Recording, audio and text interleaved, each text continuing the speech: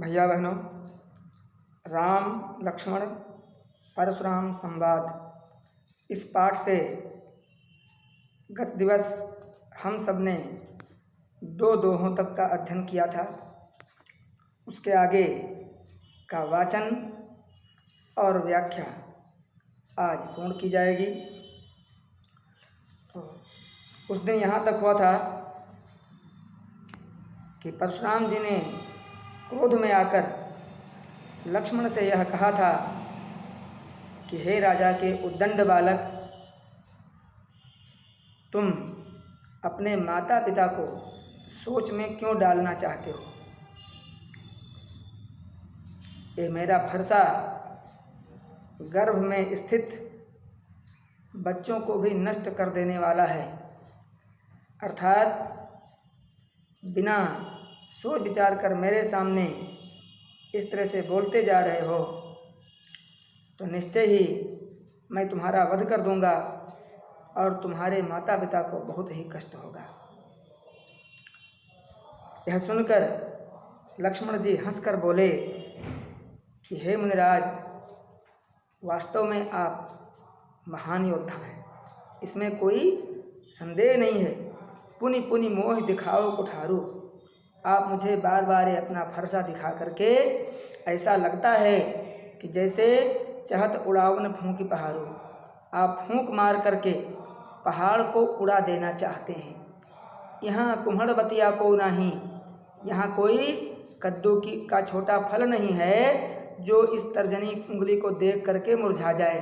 अर्थात हम इतने कमज़ोर नहीं हैं जो तुम्हारे इस गीदड़ भभकी से, इस डराने से डर जाएं। हमको कोई हल्का फुल्का सामान्य आदमी मत समझिएगा।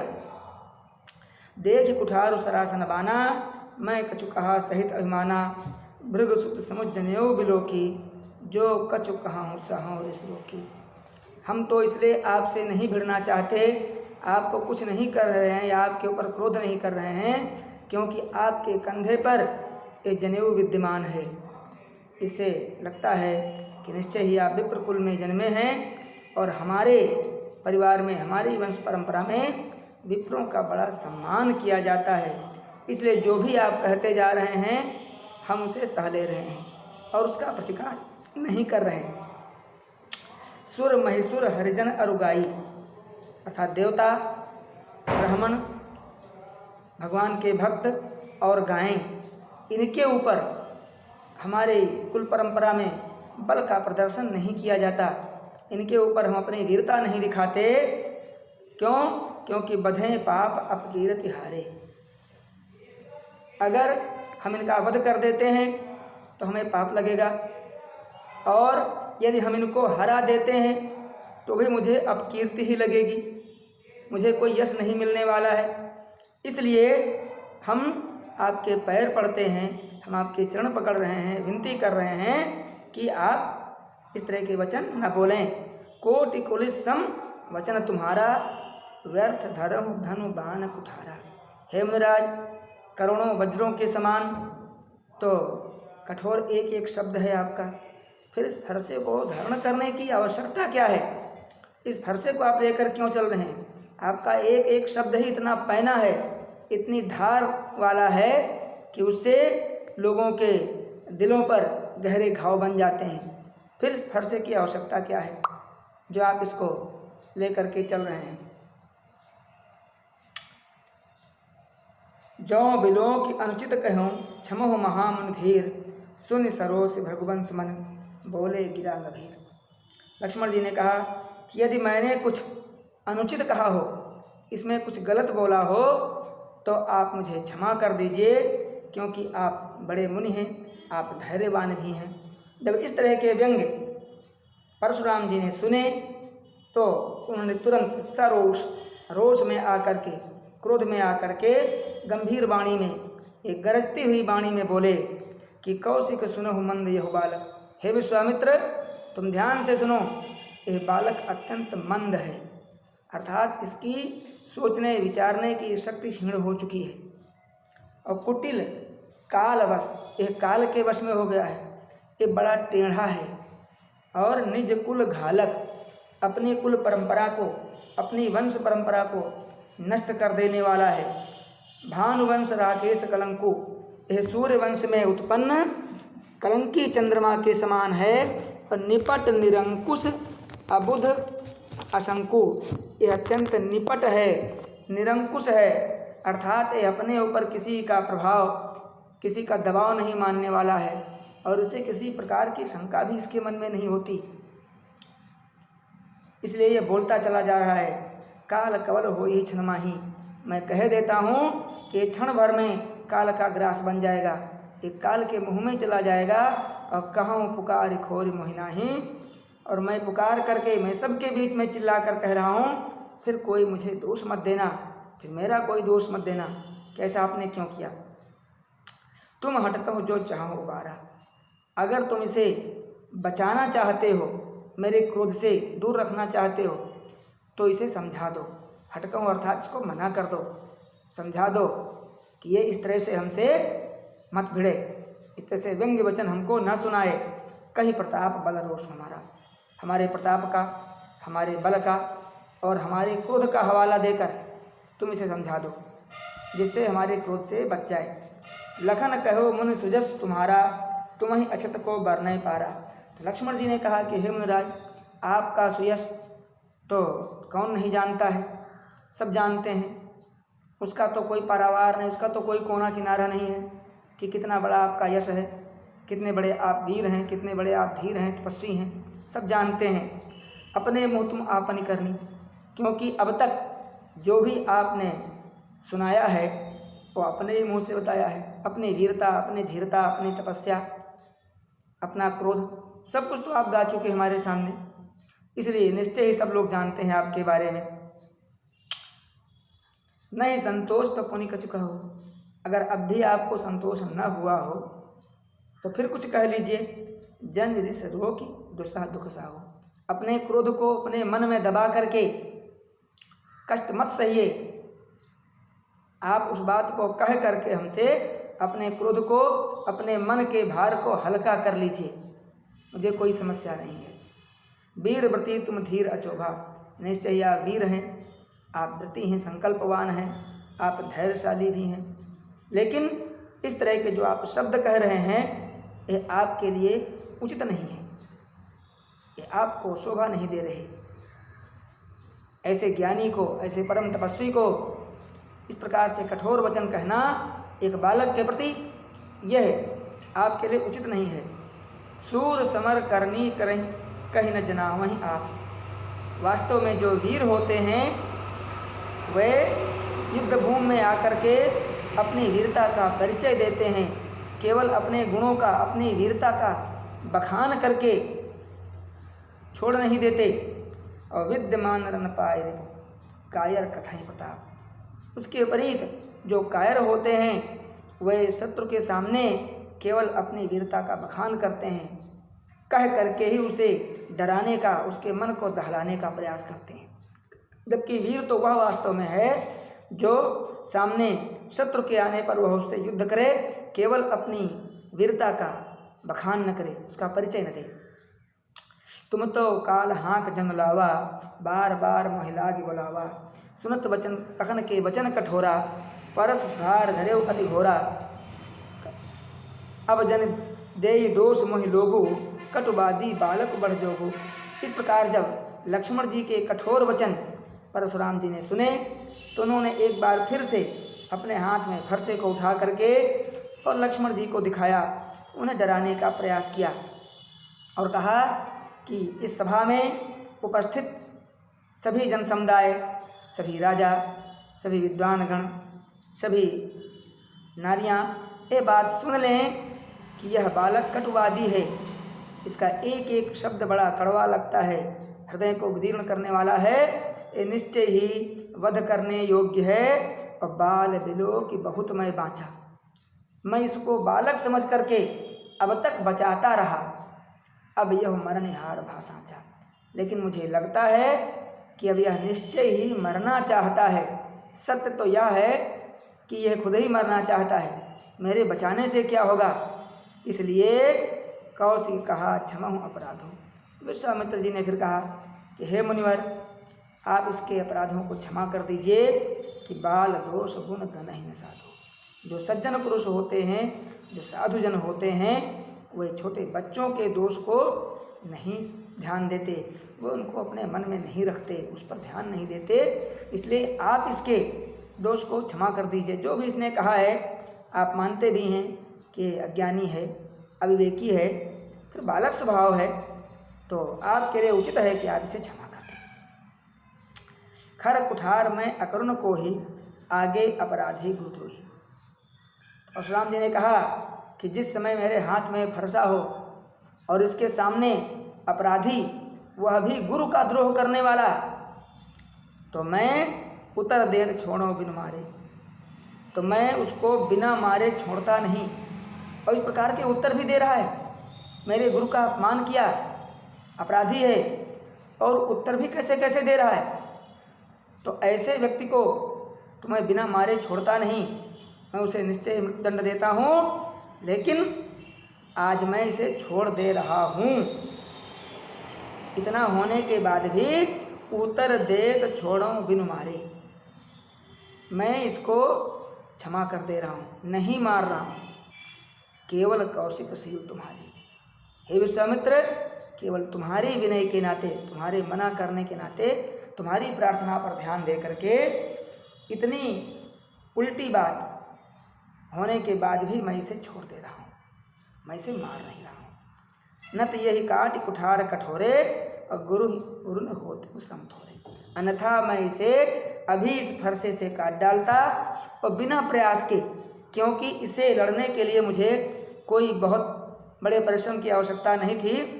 ये मेरे सामने कितनी देर तक टिकेगा, वो थोड़ा श्रम करके ही मैं इसे भी मार सकता था, लेकिन मैं इसे फिर भी छोड़ दे रहा हूँ।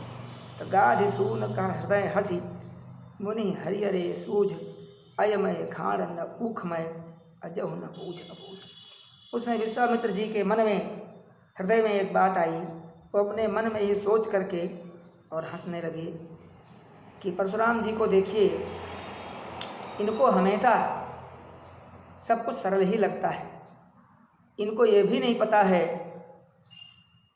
कि यह गन्ना है या लोहा है। ये लोहे को गन्ना समझ बैठे हैं कि अभी इसको हम दांत से चीर करके और इसका रस चूस लेंगे, जबकि ये लोहा है, इसको दांतों के नीचे दबाने से दांत चले जाएंगे मगर इसका कुछ नहीं होगा। तो परशुराम जी को अर्थात मुनिराज को ये खुद ही नहीं समझ में आ रहा है कि हम किससे बातें कर रहे हैं, किससे हमारा पाला पड़ा है। रघुवंश में उत्पन्न परम प्रतापी महाराज दशरथ के जो पुत्र हैं, बड़े वीर हैं, और उनको ये परशुराम जी सामान्य समझ बैठे हैं। ऐसा विश्वामित्र जी अपने मन में सोचने लगे और मन में सोच कर वो मुस्काने लगे। कहो लखन मुन शील तुम्हारा। लक्ष्मण जी ने फिर व्यंग किया कि हे मुनिराज, आपका शील, आपका स्वभाव, आपकी सज्जनता कौन नहीं जानता है। विदित संसार, संपूर्ण संसार में फैला हुआ है, सब जानते हैं। मातहि पितहि उर्न भय नीके, गुरु दिन रहा सोच बड़ जीके। आपने माता पिता का ऋण तो उतार दिया, अब गुरु का ऋण आपके ऊपर है। भैया बहनों, ऐसी एक अंतर कथा है कि परशुराम जी ने अपने पिता के कहने से अपनी माँ का वध कर दिया था। उस घटना की ओर लक्ष्मण जी ध्यान दिला रहे हैं। सो जनु हमरे माथे काढ़ा, दिन चली गए ब्याज बड़वाड़ा। तो लगता है कि आप उस गुरु के ऋण को मेरा मस्तक काट करके और निपटाना चाहते हैं, अदा करना चाहते हैं। तो अब आनिए बेवहरिया बोली। तो ठीक है, अब वो समय आ गया है और मैं आज ब्याज सहित उसको अदा कर दूंगा, आप ऐसा कर सकते हैं। तो इस प्रकार के जब फिर व्यंग्य वचन सुने तो परशुराम जी ने फिर कहा, सुनी कटु वचन कठोर सुधारा, हाय हाय सब सभा पुकारा। परशुराम जी फिर फरसा लेकर के और लक्ष्मण को धमकाते हुए उनकी ओर बढ़े, जिस समय संपूर्ण सभा में हाहाकार मच गया और सभी लोगों ने हाय हाय ऐसा कह करके कि महाराज आप क्षमा कर दीजिए, बालक है, ऐसा कह करके सबने उनको शांत करने का प्रयास किया। भृगुबर परस दिखावो मोहि, विप्र विचार बचौ नृप दोहि। तब लक्ष्मण जी ने कहा कि हे मुनिवर, मैं आप मुझे बार बार ये फरसा दिखा रहे हैं, लेकिन मैं आपको केवल ब्राह्मण समझ करके छोड़ रहा हूँ।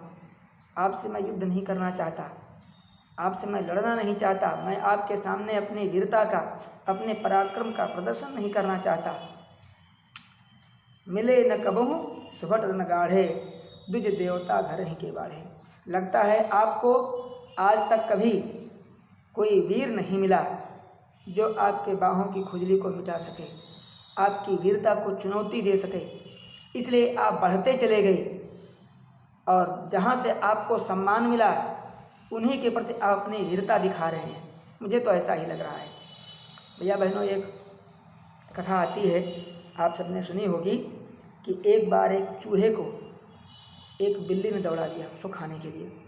चूहा भागा हुआ एक मुनि के पास गया और कहा, महाराज मेरी रक्षा कर लीजिए, ये बिल्ली मुझे खाना चाहती है। तो मुनि ने कहा, इसमें कौन सी बात है। उन्होंने जल हाथ में लिया और मंत्र पढ़ करके उस चूहे के ऊपर छिड़क दिया। कहा, तुम भी बिल्ली बन जाओ। जब वो भी बिल्ली बन गया चूहा, तो उसने पीछे घूम करके गुर्रा कर जो बिल्ली पीछे दौड़ रही थी उसकी ओर म्याऊं से किया, दौड़ा तो भाग गई। अब वो सीना तान कर घूमने लगा कि मेरे बराबर कोई नहीं है, अब मुझे कोई बिल्ली परेशान नहीं कर पाएगी। थोड़ी देर बाद में एक कुत्ते ने देखा,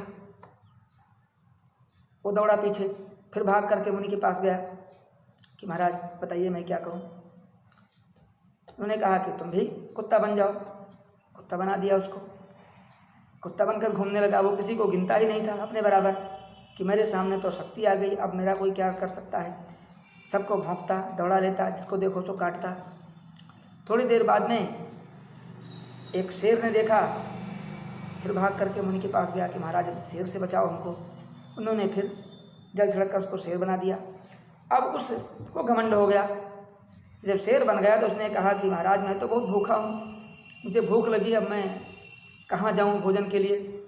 आप ही सबसे उपयुक्त मेरा भोजन है, मैं आप ही को खा करके अपना पेट भरूँगा। तो ऋषि को बड़ा सोच हुआ कि मैंने क्या कर दिया, मैंने अपनी शक्ति किसे दे दी। तो उन्होंने कहा कि ठीक है बेटा, कोई बात नहीं। उन्होंने फिर से कमंडल में जल लिया और मंत्र पढ़ करके उसके ऊपर छिड़क दिया और कहा, पुनर्मुस्को भव, अर्थात तुम फिर चूहा बन जाओ। और वह शेर जो पहले चूहा था फिर चूहा बन गया। तो लक्ष्मण जी भी वही कह रहे हैं कि हम सब ने ही आपको बढ़ाया, मान सम्मान दिया, आपको शक्तियाँ आपने जो अर्जित की, और हमारे सामने ही आप इस प्रकार की बात सुना रहे हैं। तो मिले न कबहु सुभट न गाढ़े, द्विज देवता घर ही के बाढ़े। देवता और ब्राह्मण ये जो है घर से ही आगे बढ़ जाते हैं, अर्थात इनको जो शक्ति मिलती है या जिनसे शक्ति मिलती है उन्हीं के ऊपर अपनी शक्ति का ये प्रदर्शन करने लगते हैं। अनुचित कई सब लोग पुकारे, रघुपति सह नहीं लखन निवारे। और लक्ष्मण जी की इस बात को सभा में उपस्थित सभी गुरुजनों ने कहा कि ये बात ठीक नहीं है, बच्चे हो आप, बैठ जाइए। उस समय राम ने भी लक्ष्मण जी को संकेत दे करके उन्हें बैठने के लिए कहा। फिर लखन उतर आहुति सरिस। लक्ष्मण जी के जो उत्तर हैं वे कैसे हैं, आहुति के समान हैं। या बहनों, जो हम लोग हवन करते हैं कथा के बाद में, तो उसमें साकल्य जो अग्नि में डाल करके स्वाहा बोलते हैं, वही आहुति होती है। जौ तिल हवन सामग्री आदि धूप वगैरह और घी का हवन किया जाता है, तो वह आहुति है। और रघुपत बर कोपसान, भृगु बर कोपसान, और जो परशुराम जी हैं उनका जो क्रोध है वो अग्नि है।